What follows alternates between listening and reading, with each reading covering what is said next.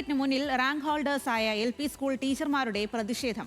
നിയമനം വൈകുന്നതിൽ മണ്ണ് വാരി തിന്ന് പ്രതിഷേധിക്കുകയാണ്. ഹാൻസ് ആണ് വിവരങ്ങളുമായി ചേരുന്നത്.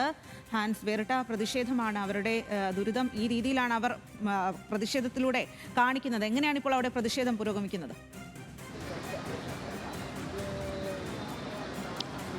സ്വാതി, മണ്ണ് വാരി തിന്നുള്ള പ്രതിഷേധം ഇപ്പോൾ അവസാനിച്ചിട്ടുണ്ട്. ഇതിനു മുൻപും സെക്രട്ടേറിയറ്റിന് മുന്നിൽ സമാനമായിട്ടുള്ള പ്രതിഷേധങ്ങൾ നമ്മൾ കണ്ടതാണ്. ഇപ്പോൾ നിലവിൽ ഇത്തരത്തിലൊരു സമരം നടത്തുന്നത് LP സ്കൂൾ ടീച്ചേഴ്സ് റാങ്ക് ഹോൾഡേഴ്സാണ്.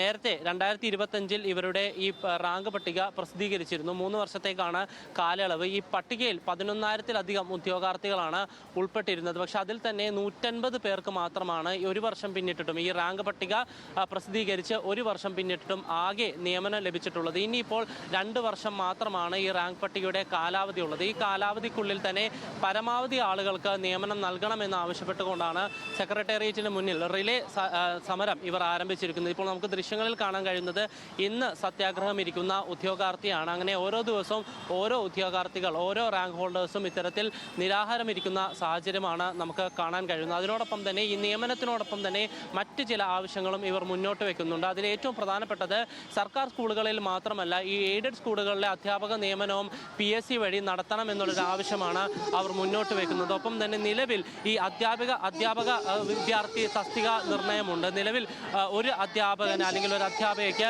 30 കുട്ടികൾ എന്നുള്ള കണക്കിലാണുള്ളത്. അത് കുറച്ച് 25:1, 25 കുട്ടികൾക്ക് ഒരു അധ്യാപകൻ അല്ലെങ്കിൽ അധ്യാപിക എന്നുള്ള നിലയിലേക്ക് ഈ പട്ടിക അല്ലെങ്കിൽ അത്തരത്തിലേക്ക് സർക്കാർ മാറ്റണം എന്നുള്ളൊരു ആവശ്യം കൂടി ഇവർ ഇപ്പോൾ ഉന്നയിക്കുന്നുണ്ട്. നേരത്തെ ഇതുമായി ബന്ധപ്പെട്ട മുഖ്യമന്ത്രി VD സതീശനെ നേരിട്ട് ഈ ഉദ്യോഗാർത്ഥികൾ, സമരക്കാർ കണ്ടിരുന്നെങ്കിലും ഏതെങ്കിലും തരത്തിലുള്ള ഒരു അനുകൂല നിലപാട് ഇതുവരെയും ഉണ്ടായിട്ടില്ല എന്നാണ് ഇവർ പറയുന്നത്.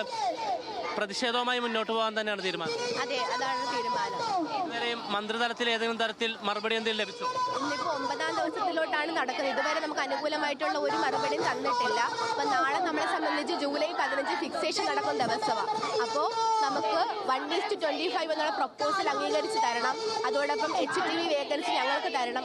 അതുവഴി പരമാവധി നിയമനങ്ങൾ നടത്താൻ കഴിയുന്നതേ ഉള്ളൂ. അടുത്ത ദിവസങ്ങളിലും ശക്തമായ സമരം ഉണ്ടാവും. ശക്തമായ പ്രതിഷേധം ഉണ്ടാവും.